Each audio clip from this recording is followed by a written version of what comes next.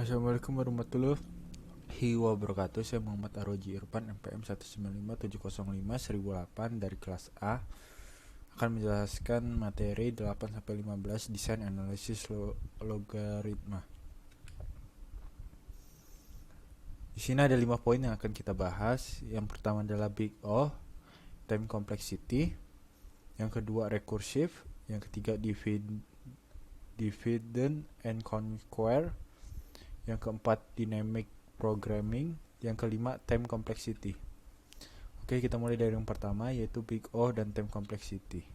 Big O time complexity adalah menyelesaikan masalah dengan solusi yang tercepat.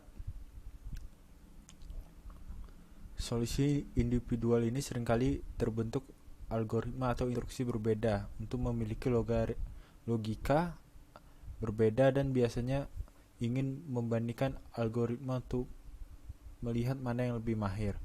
Jadi di sini kita belajar Big O adalah membantu pengembangan program untuk memberikan dasar bagi pemrogram untuk menghitung dan mengukur efisiensi algoritma tertentu.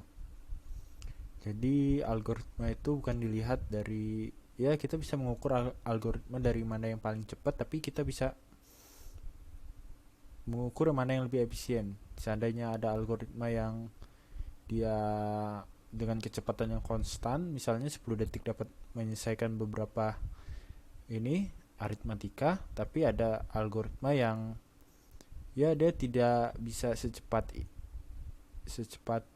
pesaingnya, tapi dia ada pertumbuhan kecepatan. Jadi kita bisa mencari mana yang lebih efisien dengan Big O dan time complexity.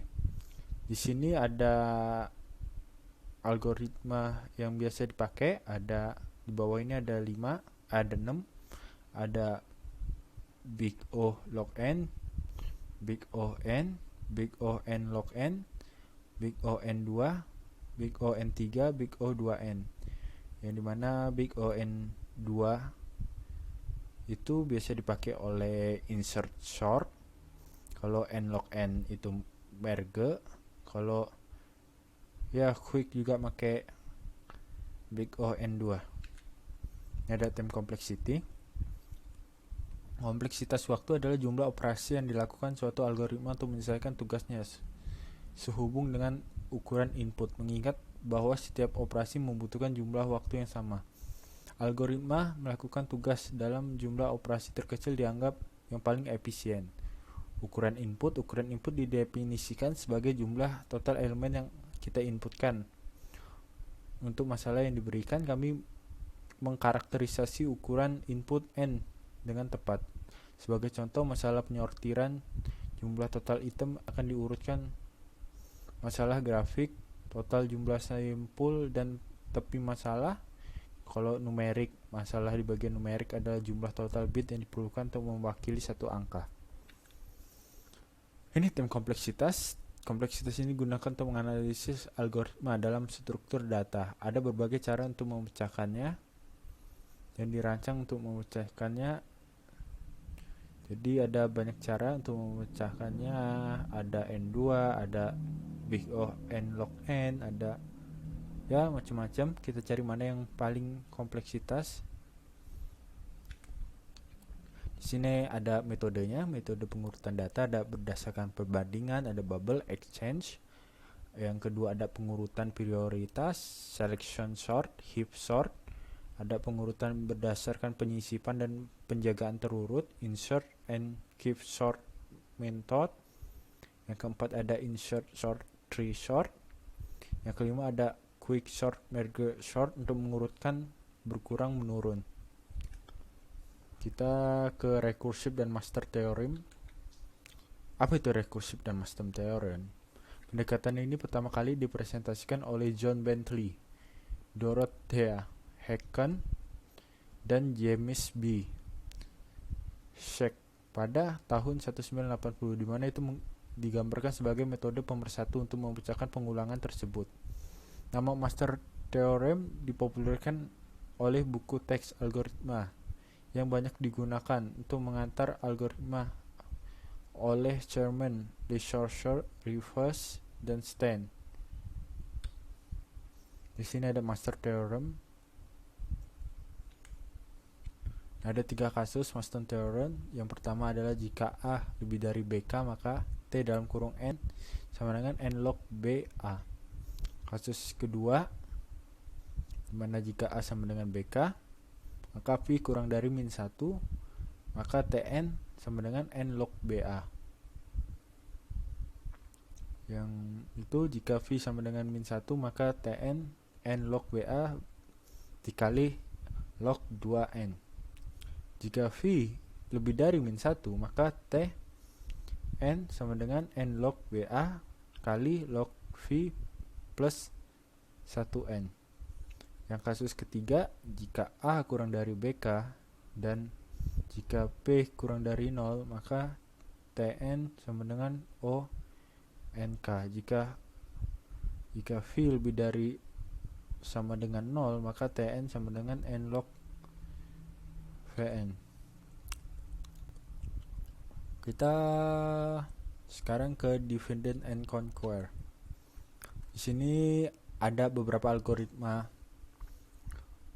Yang pertama adalah bubble sort. Bubble sort merupakan sebuah teknik pengurutan data dengan cara menukarkan dua data yang bersebelahan. Jika urutannya data tersebut salah, algoritma ini mengurutkan data dari besar ke kecil, ascending, dan dari kecil ke besar, descending. Algoritma ini tidak cocok untuk set data dengan jumlah besar karena kompleksitas algoritma ini adalah 0, di mana n sama dengan jumlah item. Jadi ini tidak disarankan untuk jumlah yang banyak karena kompleksitasnya konstan ya. Nah, di sini samping ada 42 sama 77, mana yang lebih ini kecil, maka ditaruh ke kiri 42. 3577 yang lebih kecil di mana? Kiri, taruh 35 kiri. 1277 mana yang lebih kecil? Begitu. Udah itu yang lebih kecil taruh kiri, begitu terus. Dua-dua ini akan disandingkan, yang kecil ke kiri, yang besar ke kanan. Ini contohnya ada 5 ketemu 101, mana yang lebih ini kecil, maka 5 tetap di kiri. Sedangkan ini ada 77 7 banding 101, mana yang lebih kecil, maka 77 yang 101 nya dibandingkan lagi dengan yang 5 di sampingnya. Ada quick sort, dimana kita pilih pivot. Jadi dia sama dengan insert sort, sama dengan bubble sort, tapi cuman bedanya ada pivotnya. Pindahkan semua elemen yang lebih kecil ke sebelah kiri pivot, dan semua elemen yang lebih besar ke sebelah kanan pivot. Elemen yang nilainya sama dengan disimpan di salah satunya. Lakukan sort secara rekursif terhadap subarray sebelah kiri dan kanan pivot. Keunggulannya quick sort secara umum memiliki kompleksitas 0 n log n. Algoritmanya sederhana dan mudah diterapkan pada berbagai bahasa pemrograman dan arsitektur mesin secara efisien, serta praktiknya yang tercepat dari berbagai algoritma pengurutan dan perbandingan seperti merge sort dan heap sort. Lakukan proses langsung pada input in flash dengan sedikit tambahan memori. Bekerja dengan baik di berbagai jenis input data. Nah, ini contohnya. Contoh pertama adalah tentukan pivotnya. Kita ambil yang tengah, pivotnya 7, kemudian buat partisi dua masing-masing, kiri dan kanan. Udah itu kita bandingkan 7 sama 9. Jika 7 sama 9 dibandingkan lebih kecil 7, maka 9 akan ditaruh di sebelah kanan. Itu nanti dibandingkan ke 4 sama 7 lebih kecil 4, maka dia ditaruh di sebelah kiri. Begitu seterusnya.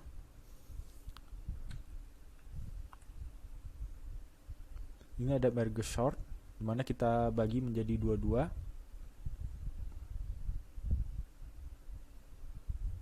Kita bagi menjadi 22. Udah itu kita bandingkan lagi. Kita bagi, intinya dalam merge sort ini kita bagi-bagi menjadi dua bagian. Udah itu kita bandingkan dari pecahan tersebut. Itu kita satukan kembali dari beberapa potongan dan kita merge menjadi satu yang sudah diurutkan. Insertion sort merupakan sebuah teknik pengurutan dengan cara membandingkan dan mengurutkan dua data pertama pada array, kemudian membandingkan data para array berikutnya apakah sudah berada di tempat semestinya. Nah, ini contohnya 3 dibanding, jadi ini mengurutkan dua data pertama dan membandingkan pada array berikutnya. Jadi yang lebih kecil akan dia ke kiri, begitu terus dua data pertama. Jadi dia pakai dua data di sini. Kita lihat di situ kan, misalnya 3 4 2 dibandingkan sama 3 sama 4, maka lebih kecil 2 ke kiri. Nah, sedangkan udah itu kita bandingkan lagi 10 tetap pada posisi, 12 tetap pada posisi. Udah itu 1 kita bandingkan dengan 2 di sampingnya lagi, 10 dan 12 dia masih lebih kecil. Bandingkan lagi 3 banding 4 masih lebih kecil, bandingkan dengan 2. Pokoknya dia 2 gitu. Ini ada dynamic programming.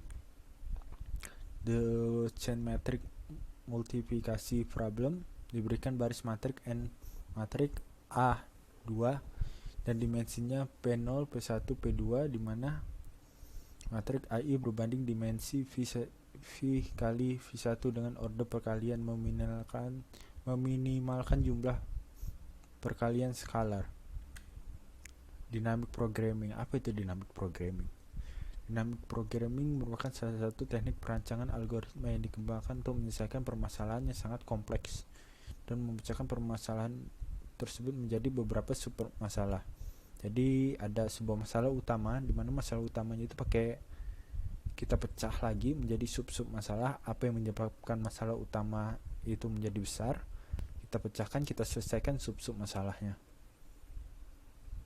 Perbedaan utama dynamic programming dengan divide and conquer adalah menggunakan kembali hasil kalkulasi sub masalah yang telah dilakukan sebelumnya. Apa artinya? Untuk mempermudah penjelasan, mari kita selesaikan masalah sederhana yang kita bahas berkali-kali, perhitungan bilangan Fibonacci. Ini contohnya langkah pertama dari paradigma pemrograman dinamis adalah mengkarakterisasi solusi optimal untuk masalah matrik rantai seperti masalah pemrograman dinamis lainnya. Melibatkan penentuan struktur optimal, dalam hal ini tanda kurung, kami ingin memecah masalah menjadi sub-masalah dan solusinya dapat digabungkan untuk mendapatkan solusi untuk masalah global, yaitu masalah yang lebih besar dari masalah yang lebih besar dari sub-masalah tersebut, yang mana itu akan menjadi masalah utamanya. Untuk memudahkan itu, mari kita gunakan notasi AI. Nah, di sini ada banyak notasinya.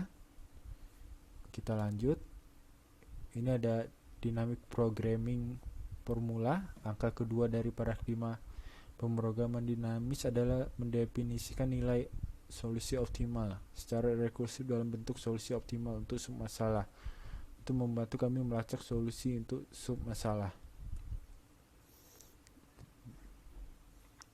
Jadi nilai solusi optimal secara rekursif untuk sebuah sub masalah adalah untuk membantu menyelesaikan masalah utama. Di sini ada time complexity theory, V versus NV, V problem, NV problem, NV complete problem, NV hard. V problem. Apa itu pre-problem? Pre-problem adalah himpunan semua persoalan keputusan yang dapat dipecahkan oleh algoritma dengan kebutuhan waktu polinom. NV non-deterministic polynomial. Non-deterministic polynomial time algoritma adalah algoritma non-deterministik terhadap verifikasi, dapat dilakukan dalam waktu polinominal. NV problem adalah himpunan persoalan keputusan yang dapat diselesaikan oleh non-deterministic polynomial time algoritma. Tak satu pun orang pernah membuktikan V versus Vn atau V sama dengan NV.